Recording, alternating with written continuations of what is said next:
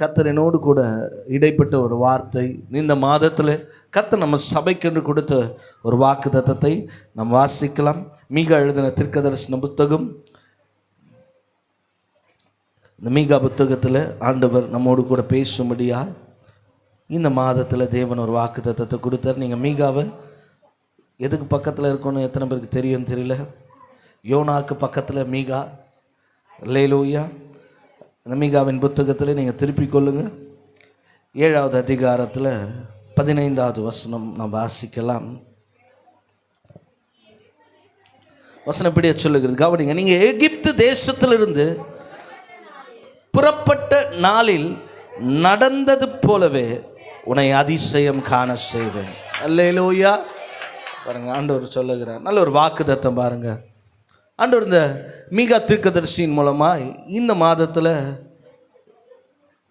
ஆண்டவர் நமக்கு கொடுத்திருக்கிற ஒரு வார்த்தை என்ன கேட்டிங்கன்னா, உங்களை நான் என்ன செய்ய போகிறேன், அதிசயங்களை காண செய்ய போகிறேன். இந்த மாதம் கர்த்தர் நம்முடைய கண்களில் அநேக ஆச்சரியங்களையும் அதிசயத்தையும் கர்த்தர் காண செய்ய போகிறார். எத்தனை பேர் விசுவாசிக்கிறீங்க?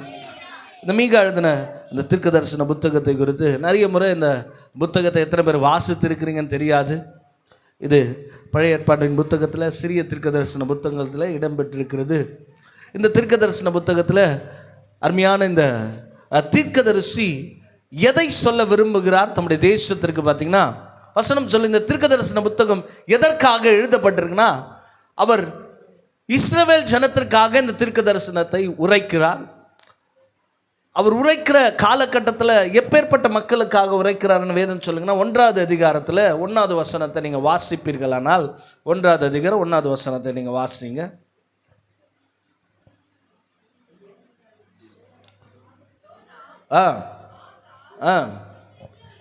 எசேக்கியா என்னும் யூதா ராஜாக்களுடைய நாட்களிலே மொரேசான் ஊரானாகிய மீகாவுக்கு உண்டான, யாருக்கு தீர்க்கதரிசனம் சொல்றாரு, சமாரியாவுக்கும் எருசலேமுக்கும் விரோதமாக. அல்லேலூயா. பொதுவாக இந்த புத்தகத்தை எத்தனை பேர் வாசித்திருப்பீங்கன்னு கையை தூக்குங்கன்னு சொன்னால் நிச்சயம் நிறைய பேர் இந்த புத்தகம் பக்கமே போயிருக்க மாட்டோம். யாருன்னா வாசித்திருக்கிறீங்களா? மீகா யாருன்னா ஒருத்தர் வாசித்திருக்கிறீங்க? Praise the Lord. அல்லேலூயா. கர்த்தருக்கு மகிமை உண்டாகட்டும். இந்த மீகா இந்த தீர்க்கதரிசி எப்படிப்பட்ட காலத்தில் அவர் வாழ்ந்தார் பார்த்தீங்கன்னா, ஏசாயா தீர்க்கதரிசனம் உரைத்த காலத்திலே இவர் வாழ்ந்தாராம். அல்லேலூயா. இந்த மீகா இந்த தீர்க்கதரிசன புத்தகம் எதற்காக எழுதப்பட்டிருக்கிறது? ஒரு எச்சரிப்பின் சத்தமாய் சமாரியாவுக்கும் எருசலேமிலே வாழ்கிற ஜனத்திற்கும். அவர் பாருங்க, இந்த மீகா எந்த பட்டணத்தில் வாழ்ந்தாரோ ஒரு கிராமத்தில் ஆண்டவருடைய தீர்க்க தரிசனத்தை உரைக்கிறார். யாருக்கு? இஸ்ரவேல் ஜனத்துக்கு உரைக்கிறார். எதை குறித்து தீர்க்க தரிசனம் உரைக்கிறார் கேட்டிங்கன்னா, நியாய தீர்ப்பை குறித்தும், எச்சரிப்பை குறித்தும், கள்ள தீர்க்க தரிசனத்தை குறித்தும், பெருமையை குறித்தும், ஆண்டவர் இன்றைக்கு பாருங்க பிரசங்கிக்கிற ஊழியக்காரர்களை குறித்தும், தலைவர்களை குறித்தும், அவர்களுக்கு விரோதமாய் தீர்க்க தரிசனத்தை உரைக்கிறார் இந்த மீகா. அது மாத்திரம் இல்லை, முக்கியமாக ஒரு பங்கு என்னன்னா, மேசியாவின் வருகையை குறித்தும் இந்த தீர்க்க தரிசன புத்தகத்தில், இயேசு கிறிஸ்து எப்போ வருவார், அவர் எந்த கோத்திரத்திலிருந்து வருவார் என்றது கூட இந்த புத்தகத்தில் எழுதியிருக்கிறது. ராமன் சொல்லுங்களேன். அல்லேலூயா. இவர் அநேக தீர்க்க தரிசனங்களை கண்டிப்பாக எச்சரிப்பாய் இந்த புத்தகத்தை நீங்கள் வாசித்து பாருங்கள். 7 அதிகாரம் தான். இந்த புத்தகத்தை நிச்சயம் நீங்கள் எல்லாரும் என்ன செய்யணும்? வாசிக்கணும். ராமன் சொல்லுங்களேன். இதில் கடைசி பாகத்தில் சொல்லுகிறார், 7வது அதிகாரத்தில் 15வது வசனத்தில் சொல்றாரு. என்ன வசனம் இப்படியா சொல்லுகிற, நீ எகிப்து தேசத்திலிருந்து புறப்பட்ட நாளில் நடந்தது போலவே உன்னை அதிசயங்களை காண செய்யும். பல முறை இந்த வாக்கு தத்தத்தை நம்ம கேட்டிருப்போம். இந்த வாக்கு தத்த காரியத்தை சில இடத்துல நம்ம பார்த்துருப்போம். ஆண்டவர் சொன்னார், உன்னை அதிசயம் காண செய்வேன் அப்படின்னு சொல்றாரு. அல்லேலூயா. எப்படி செய்வேன்னு சொல்றாரு பாருங்க. இந்த தீர்க்கதரிசிக்கு எப்படி செய்வேன்னு சொல்றார், ஜனங்களுக்கு எப்படி செய்வேன்னு சொன்னாரா, எகிப்து தேசத்தில் நடந்தது போலவே. எப்படி செய்ய போறாரு ஆண்டவர் சொல்றார், முன்னோட்டத்தை கொடுக்கிறார், ஒரு காரியத்தை முன்வைக்கிறார். முன்னால நான் செஞ்சதை போலவே எகிப்து தேசத்திலிருந்து நீங்க புறப்பட்ட பொழுது, எகிப்து தேசத்திலே உங்களுடைய கண்கள் கண்ட அதிசயங்களை இதுவரையில நீங்க ஒருவேளை காணாத இருக்கலாம், இதுவரையில நீங்க பார்க்காத இருக்கலாம். ஆண்டவர் சொல்றாரு, அந்த அதிசயத்தை போலவே இன்றைக்கு நான் என்ன செய்ய போறேன், அதிசயம் செய்ய போறேன். ராமின் சொல்லுங்கள. அல்லேலூயா.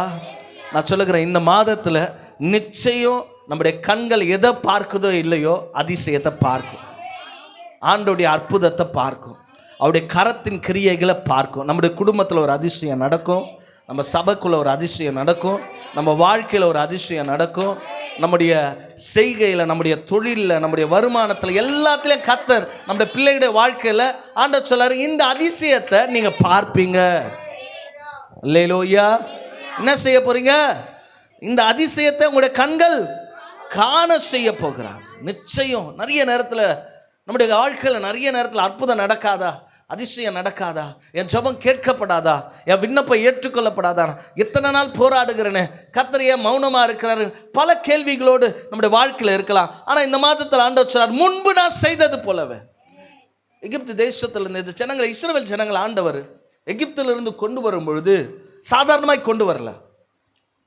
அல்லேலூயா. அவர் நினைச்சிருந்தார்னா, நான் ஏற்கனவே சொல்ல, அவர் நினைச்சிருந்தார்னா நம்முடைய தேவன் சர்வ வல்லமை உள்ள தேவன். எத்தனை பேருக்கு தெரியும்? அல்லேலூயா. எகிப்து தேசத்தில் அவருடைய கூக்குரலின் சத்தம் ஆண்டோடைய காது கேட்டுச்சு. ஆண்டவர் யாரை அனுப்புறாரு? எகிப்துல இருந்து கொண்டு வர யாரை அனுப்புறாரு? யாரை அனுப்புறாருங்க? யாரை அனுப்புறாரு? ஜனங்களை மீட்டெடுக்க யாரை அனுப்புறாரு? மோசே அனுப்புறாரு. அல்லேலூயா. தூங்குறீங்களா? ஆண்டவர் யாரை அனுப்புறாரு? மோசே அனுப்புறாரு. மோசேவை அனுப்பும் பொழுது மோசையோடு சொன்னார், உன்னோடு கூட மோசே கேட்குறான், ஆண்டவரே நான் போனேன்னா உன்னை அனுப்பினவர் யார் என்று கேட்டால் ஆண்டவர் சொன்னார், இருக்கிறவராகவே இருக்கிறேன் என்ற நாமத்தோடு போ. நான் இப்போ இல்லை, அப்போ என்ன கிரியையில் இருந்தனோ அதே நாமத்தில் இருக்கிறேன்னு சொன்னார். ஒரு கோலை கையில் கொடுத்து ஆண்டவர் மோசையை அனுப்பினார். அல்லேலூயா. பார்வோனுக்கு முன்பாக நிற்கும் பொழுது ஜனங்கள் எல்லாரும் மகா உபத்திரவத்தில் இருக்கிறாங்க. வசனம் சொல்லுகிறது, ஏன் ஆண்டவர் இஸ்ரவேல் ஜனங்களை கானான் தேசத்திற்குள்ள கொண்டு வரும் பொழுது ஒரு பாயிண்ட்டை முன் வச்சு கொண்டு வருவான். என்ன கேட்டிங்கன்னா, என் ஜனங்களை ஆராதனை செலுத்த என்ன செய்யுங்க. அப்போ எகிப்தில் என்ன இல்லை? ஆராதனை கிடையாது. முழு நேரமும் வேலை, அடிமைத்தனம். முழு நேரமும் அடிமைத்தனத்தின் இன்றைக்கு பாருங்க உச்சத்தில் இருக்கிறாங்க. ஜனங்கள் துன்புறுத்தப்படுகிறாங்க.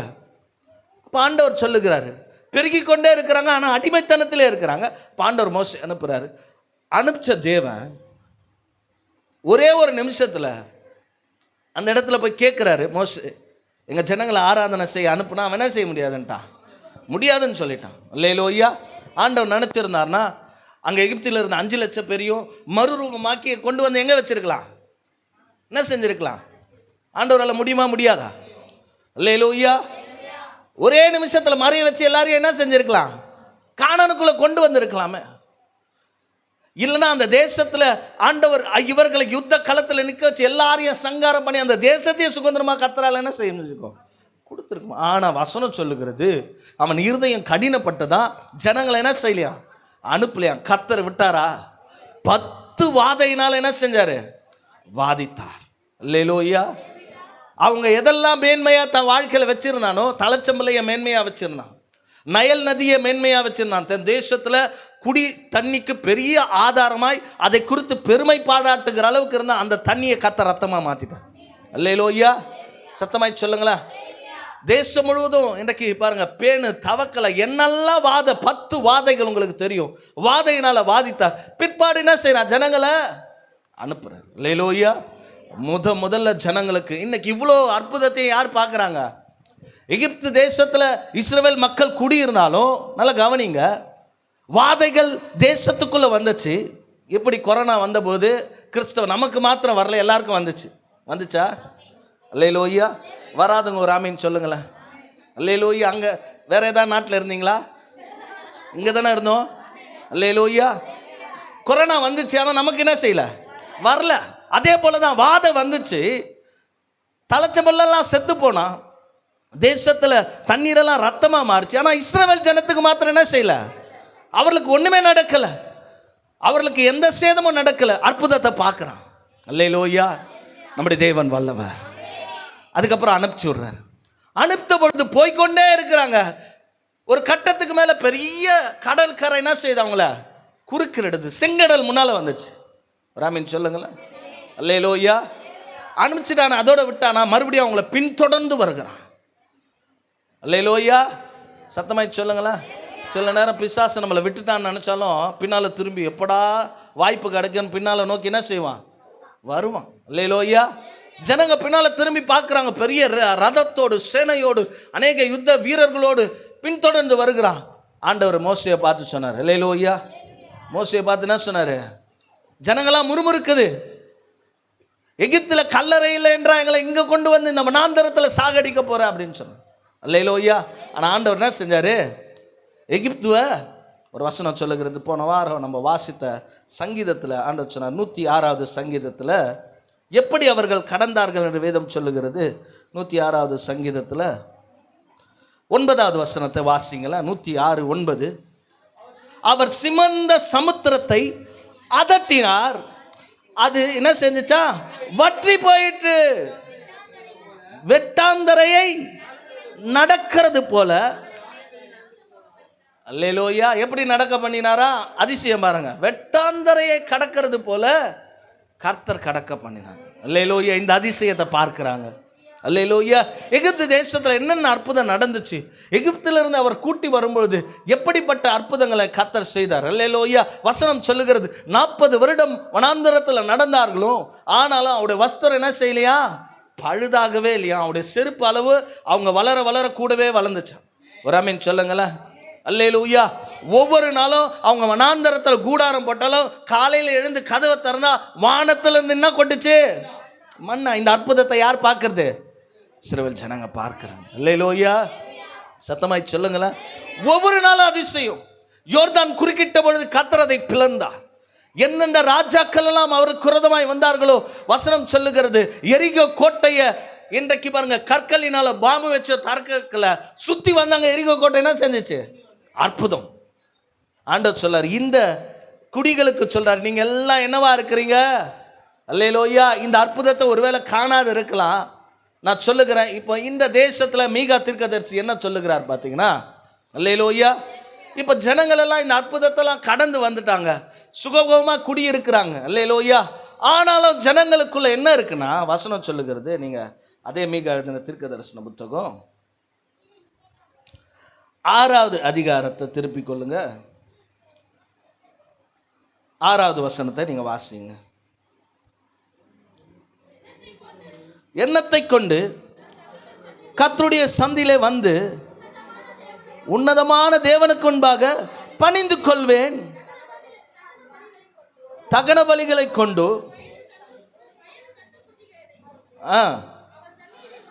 வர வேண்டுமோ, ஆயிரங்களான ஆட்டுக்கடாக்களின் எண்ணெயாய் ஓடுகிற 10,000 ஆடுகளின் பேரில் கர்த்தர் பிரியமா இருக்கிறாரோ, என் அக்கிரமத்தை போக்க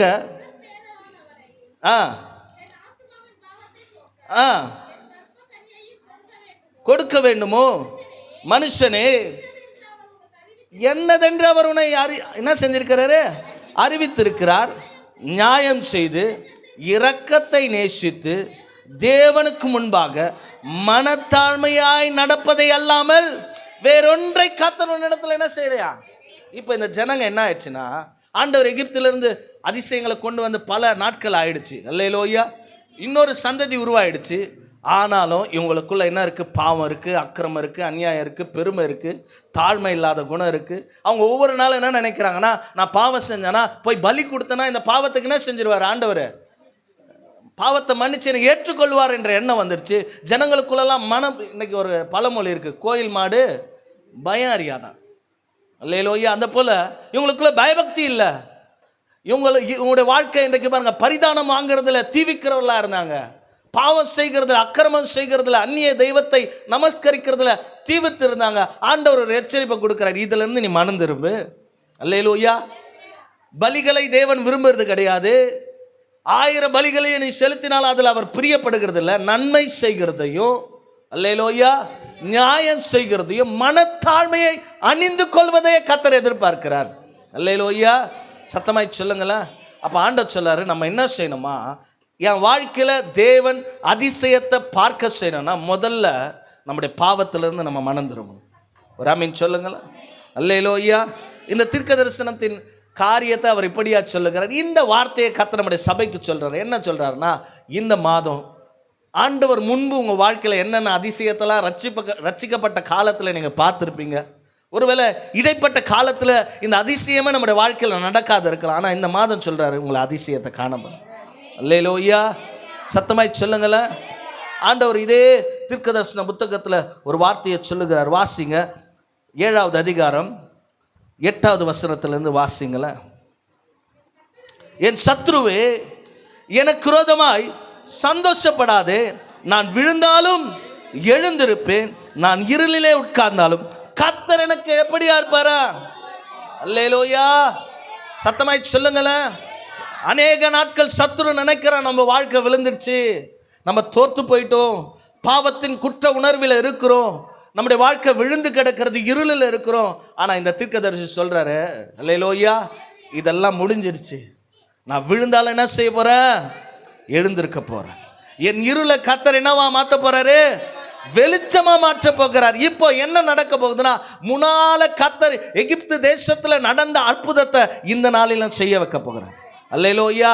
எப்போ செய்ய வைப்பார்னா, நம்முடைய வாழ்க்கையில் இருக்கிற இருளை நம்ம விட்டு அகற்றணும். ராமீன் சொல்லுங்களேன். அல்லேலூயா, சத்தமாய் சொல்லுங்களேன். ஆண்டவர் சொல்றார், இந்த மாதம் ஒரு அற்புதம் நடக்கும், நம்முடைய கண்கள் அதிசயத்தை பார்ப்போம். எத்தனை பேர் விசுவாசிக்கிறீங்க? முன்னால் நம்ம ஜெபம் பண்ண அற்புதம் நடந்திருக்கும். ஜெபம் பண்ணவனே கர்த்தர் கேட்டு இருப்பார். நாட்கள் செல்ல செல்ல அற்புதமே நடக்கல, அதிசயத்தை நம்ம பார்க்கல. அல்லேலூயா. ஆண்டவர் சொல்றார், இந்த மாதம் அதிசயம் நடக்கும். அல்லேலூயா, சத்தமாய் சொல்லுங்களேன். நான் சொல்லுகிற கர்த்தர் உங்கள் இருளை வெளிச்சமாக மாற்ற போகிறேன். அது தொடர்ந்து நீங்கள் வாசித்தீங்கன்னா 9வது வசனம், நான் கர்த்தருக்கு விரோதமாய் பாவம் செய்தேன், அவர் எனக்காக வழக்காடி என் நியாயத்தை விசாரிக்க மட்டும் அவருடைய கோபத்திலே நான் இருப்பேன். அவர் என் வெளிச்சத்தை கொண்டு வருவார், அவருடைய நீதியை நான் பார்ப்பேன். அவன் சொல்றான், அல்லேலூயா, நான் விழுந்துட்டேன் தான், கர்த்தர் என்ன நியாயம் விசாரிப்பார்.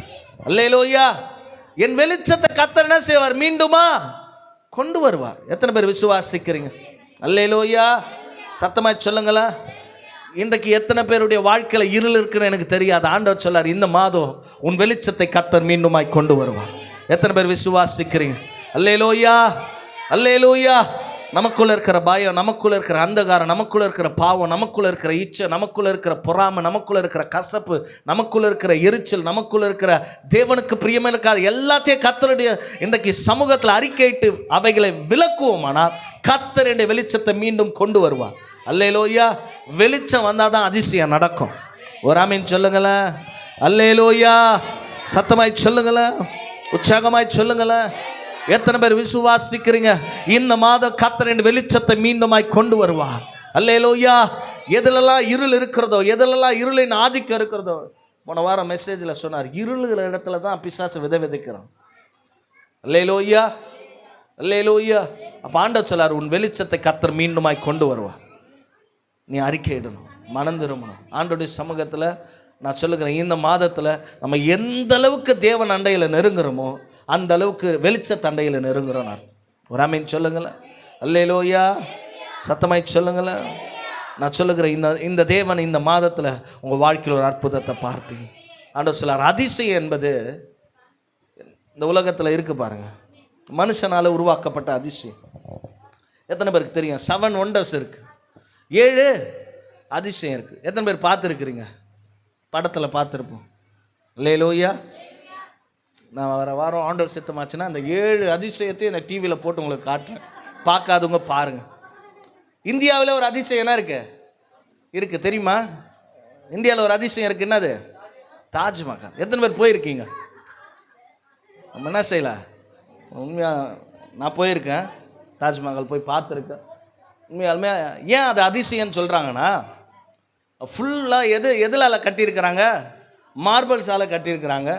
எந்த காலகட்டத்தில் கட்டியிருக்கிறாங்க பார்த்தீங்கன்னா, அதாவது டெக்னாலஜிக்கல் மிஷினு, எந்த ஒரு இப்போலாவது நம்மளுக்கு ப்ரொக்ளைன் இருக்குது, தூக்குறதுக்கு கல் தூக்குறதுக்கு மிஷின் இருக்குது, கட் பண்ணுறதுக்கு மிஷின் இருக்குது, கலவை கலக்கிறதுக்கு மிஷின் இருக்குது. அப்போலாம் ஒன்றுமே கிடையாத காலகட்டத்தில் அத்தனை வேலையாட்களை வைத்து அறிவாற்றல் இல்லாத காலகட்டத்தில் அப்படி ஒரு பில்டிங்கை கட்டுறதுனால இன்றைக்கி இந்தியாவில் அது ஒரு அதிசயம்னு சொல்கிறோம்.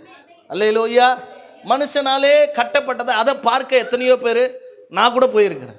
அல்லேலூயா. உண்மையாலுமே போனீங்கன்னா அதை போல் திரும்ப இப்போ இருக்கிற அது போல் நிறைய டூப்ளிகேட் செய்கிறாங்க. பொம்மைங்க வருது, அப்படியே தாஜ்மஹால் அப்படியே ரெப்ளிக்கிட்டா இப்போ பார்த்துட்டு அது அதிசயம் சொல்ல முடியாது. அந்த காலத்தில், ஆற்றல் இல்லாத காலத்தில் அதிசயம் என்பது என்னன்னா, இயற்கைக்கு அப்பாற்பட்டது நடக்கிறது தான் அதிசயம். ராமின் சொல்லுங்களேன். அல்லேலூயா, அல்லேலூயா. இன்னைக்கு அதனால தான் இந்தியாவில் அது ஒரு அதிசயம் சொல்கிறோம், அதை குறித்து பேசுகிறோம், அதை குறித்து படம், அது பக்கத்தில் நின்று படம் எடுத்துக்கிறோம், அதை பார்க்க ஓடுறாங்க. ஏன்னா அதிசயம், இப்படி ஒரு பிரம்மாண்டத்தை பார்க்க அநேகர் என்ன செய்கிறாங்க, வெளிநாட்டிலேருந்தெல்லாம் வந்து பார்க்குறாங்க. நான் சொல்லுகிறேன், அதை காட்டில் ஒரு அதிசயம் வேதத்தில் இருக்கு. அல்லேலூயா, சத்தமாய் சொல்லுங்களேன். ஒரு சங்கீதக்காரர் எப்படியா சொல்ல, வேதத்தில் உள்ள அதிசயங்களை காண என் கண்களை திறந்தார்கள். அல்லேலூயா. நீங்கள் அதிசயத்தை பார்க்கணுமா, வேதத்தை பார்க்கணும். ஒரு ஆமீன் சொல்லுங்களேன். அல்லேலூயா. எத்தனை பேர் விசுவாசிக்கிறீங்க? மனுஷனாலே உருவாக்கப்பட்டு வைக்கப்பட்ட அந்த அதிசயத்தை பார்க்க எத்தனையோ பேர் ஓடுறாங்க. நான் சொல்லுங்க, நீங்கள் அதிசயத்தை பார்க்கணுமா, வேதத்தை திறக்கணும், ஆலயத்துக்கு வரணும், உங்களுடைய கண்களை மூடி கர்த்தரை பார்க்கணும். நான் சொல்லுகிறேன், அப்பொழுது கர்த்தர் உங்களுடைய கண்களில் அதிசயத்தை நடப்பிப்பார். எத்தனை பேர் விசுவாசிக்கிறீங்க? அல்லேலூயா. நான் சொல்லுகிறேன், ஆண்டவரால் செய்யப்படாத ஒரு அதிசயம் ஒன்றும் இல்லை.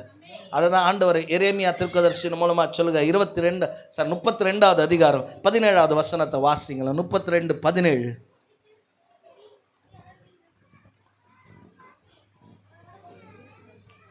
எரேமியா 32:17. கர்த்தராகிய ஆண்டவரே, இதோ தேவன் உம்முடைய மகாபலத்தினாலும் நீட்டப்பட்ட உம்முடைய புயத்தினாலும் வானத்தையும் பூமியை உண்டாக்கினீர். உம்மாலே செய்யக்கூடாத ஒரு அதிசயம் ஒண்ணுமில்லை. ராமன் சொல்லுங்களேன். அவரால் செய்யக்கூடாத அதிசயம் ஒண்ணுமே இல்லை. ஆண்டவர் சொல்றார், இந்த மாதத்துல உன் வாழ்க்கையில கர்த்தர் ஒரு அதிசயத்தை செய்வார். அல்லேலூயா. எத்தனை பேர் விசுவாசிக்கிறீங்க? அதிசயத்தை உங்களுடைய கண்கள் காணும். ஒரு ஆமீன் சொல்லுங்களேன். அல்லேலூயா. ஆனால் இந்த தீர்க்கதரிசியில் வானமும் பூமியும் படைத்தார். இந்த பூமியே ஒரு அதிசயமானது தான். நீங்கள் அவருடைய படைப்புகளெல்லாம் பார்த்தீங்கன்னா ஆச்சரியமாக இருக்கும், அதிசயமாக இருக்கும், அற்புதமாக இருக்கும், அவ்வளவு பிரம்மாண்டமாக. இன்னைக்கு இந்த மனுஷன் உயிர் வாழ்வதற்கு முக்கிய தேவை காற்று. அது யார் கண்ணுக்கும் தெரில, ஆனாலும் அதை உணரத்தக்கதா, அதை சுவாசிக்கத்தக்கதான ஒரு காரியத்தை கர்த்தர் அதிசயமாக படைச்சிருக்கிறார். ராமின் சொல்லுங்களேன். மனுஷனுடைய இருதயம், மனுஷனுடைய மூளை, மனுஷனுக்குள்ளே இருக்கிற டிஎன்ஏ, மனுஷனுடைய ரேகை, மனுஷன் ஒவ்வொரு முறையும் ஒவ்வொரு குழந்தை பிறக்கும் போது புதுமுகத்தோடு கூட பிறக்கிறது. ராமின் சொல்லுங்களேன். அவருடைய படைப்புகள், அவருடைய கிரியைகள், அவருடைய கரத்தின் காரியங்கள் எல்லாம் அதிசயமாக தான் இருக்குது. அல்லேலூயா. இந்த அதிசயத்தின் தேவன் இந்த மாதத்தில் நம்முடைய வாழ்க்கையில் ஒரு அதிசயத்தை செய்யும். அல்லேலூயா. நான் சொல்லுகிறேன், அவருடைய நாம அதிசயமானது. ராமின் சொல்லுங்களேன். எத்தனை பேர் விசுவாசிக்கிறீங்க? ஆண்டவர் சொல்லார், அவராலே செய்யக்கூடாத அதிசயம் ஒன்றுமே இல்லை. உன் வாழ்க்கையில் கர்த்தர் அதிசயம் செய்வோம். இந்த மாதம் பார்ப்பீங்க. எத்தனை பேர் விசுவாசிக்கிறீங்க? அல்லேலூயா. ஆண்டவர் சொல்றார், நீ விசுவாசித்தால் தேவனுடைய மகிமையை காண்பாய். அல்லேலூயா. சத்தமாய் சொல்லுங்களேன். இந்த மாதம் எல்லாருடைய கண்களும் பிரமித்து பார்க்கத்தக்கதான ஆச்சரியமான காரியத்தை செய்வார். ஒரு ஆமீன் சொல்லுங்களேன். உடைய கண்களை கர்த்தர் இன்றைக்கு அதிசயங்களை காண செய்யத்தக்கதா இந்த மாதத்தில் நடத்துவார். அல்லேலூயா. உன் இருளை கர்த்தர் வெளிச்சமாய் மாற்றுவார். உன் வெளிச்சத்தை கர்த்தர் மீண்டுமாய் கொண்டு வருவார். ஒரு ஆமீன் சொல்லுங்களேன். அல்லேலூயா. உங்கள் வாழ்க்கையில் தேவன் இந்த மாதம் ஒரு அற்புதத்தை செய்ய போகிறார். நீங்கள் காணாத அதிசயத்தை உடைய கண்கள் காணும். அல்லேலூயா. எத்தனை பேர் விசுவாசிக்கிறீங்க? மாறாததெல்லாம் கர்த்தர் மாற்றுவார். நடக்காததெல்லாம் கர்த்தர் நடக்க செய்யும். கூடாததெல்லாம் கர்த்தர் கூட செய்வார். அல்லேலூயா. விளையாத இடத்துலலாம் கர்த்தர் விளைச்சலை உண்டாக்கும். அல்லேலூயா. நம்முடைய வறுமையை மாற்றுவார், நம்முடைய கடனை மாற்றுவார். நமக்கு கர்த்தர் செய்ய வேண்டிய எல்லாவற்றையும் செய்வார். ஒன்று தான், இந்த ஜனத்திற்கு கர்த்தர் ஒரு எச்சரிப்பை கொடுத்துட்டு தான் இந்த வாக்குத்தத்தத்தை கொடுக்குறேன். ராமீன் சொல்லுங்களேன். அல்லேலூயா. சத்தமாய் சொல்லுங்களேன். ஆண்டவர் இந்த மாதத்தில் இந்த இஸ்ரவேல் ஜனங்களை கர்த்தர் புடம்பிட்டார், எச்சரித்தார். பாவம் செய்யும் போது ஆண்டவர் காணாதவர்களை போல இல்லை, அவர்களை எச்சரிக்கிறது மாத்திரம் இல்லாதபடி அந்த எச்சரிப்பில் மனம் திரும்புறவர்களுக்கு கர்த்தர் சொல்லுகிறார், நான் அதிசயம் காண பண்ணுவேன். அல்லேலூயா. சத்தமாய் சொல்லுங்களேன். அல்லேலூயா. உற்சாகமாய் சொல்லுங்களேன். ஆண்டவர் சொல்லுங்க, அவருடைய கரத்தின் கிரியைகள் அதிசயமானது. ஒரே ஒரு வசனத்தை நான் காட்டிட்டு நான் முடிக்க விரும்புகிறேன். 136வது சங்கீதம் 4வது வசனத்தை மாசுங்களேன். 136:4.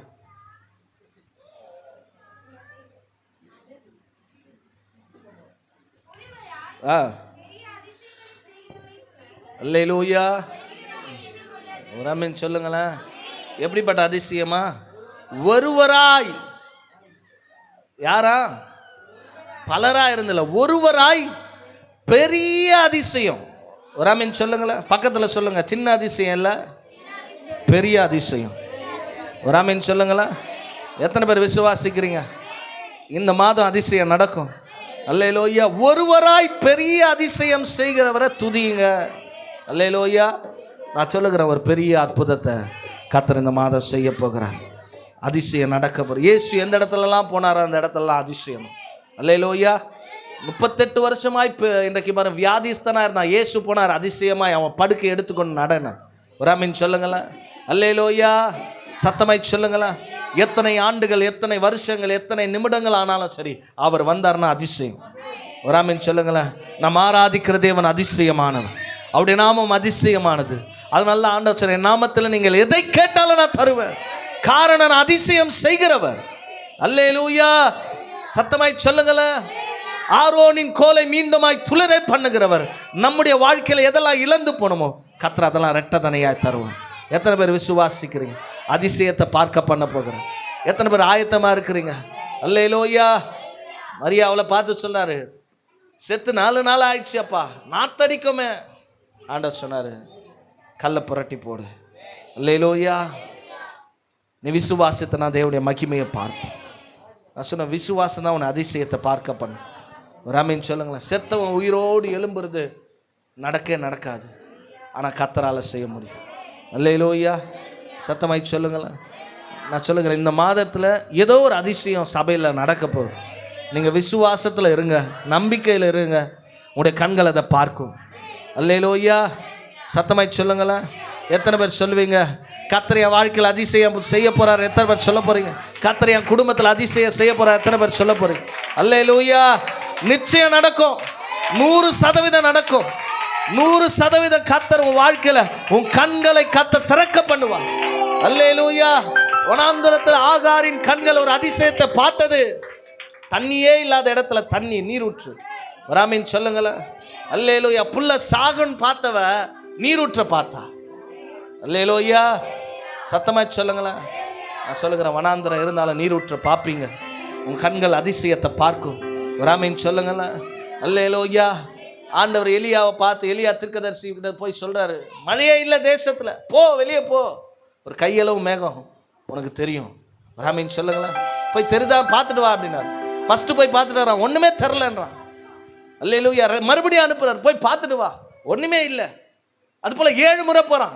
7வது முறை வந்து சொல்றான், ஒரு கையளவு மேகத்தை நான் பார்க்கிறேன். அல்லேலூயா. சின்னது தான், ஆனால் பெருமழையின் எரிச்சல் சத்தம், அந்த மேகத்திலிருந்து தோன்றுகிற அந்த மழை பெரிய அதிசயமா இருக்கும். இத்தனை நாள் பூமி வறண்டு போயிருந்தது, இன்றைக்கு வறட்சியில் இருந்தது, மழை காணாது இருந்துச்சு. அதான் அந்த கையளவு மேகத்தை நீ பார்த்தல, அதுதான் அதிசயம். ஒரு ஆமென் சொல்லுங்களேன். அல்லேலூயா. சத்தமாய் சொல்லுங்களேன். எத்தனை பேர் சொல்லுங்க, இந்த மாதம் ஒரு கையளவு மேகத்தை நான் பார்க்க போகிறேன்? ஒரு ஆமென் சொல்லுங்களேன். வனாந்தரம் போல என் வாழ்க்கை இருந்தாலும் நீரூற்றை நான் பார்க்க போகிறேன். ஒரு ஆமென் சொல்லுங்களேன். எத்தனை ஆண்டுகள் இருந்தாலும் இயேசுவை பார்த்துட்டேன்னா நான் எழுந்து நடக்க தேவன் ஒரு அதிசயத்தை இந்த மாதத்துல செய்ய போகிறார். ஆண்டவர் சொல்ல, எகிப்து தேசத்துல நடந்தது போலவே உன்னை அதிசயம் காண செய்யும்.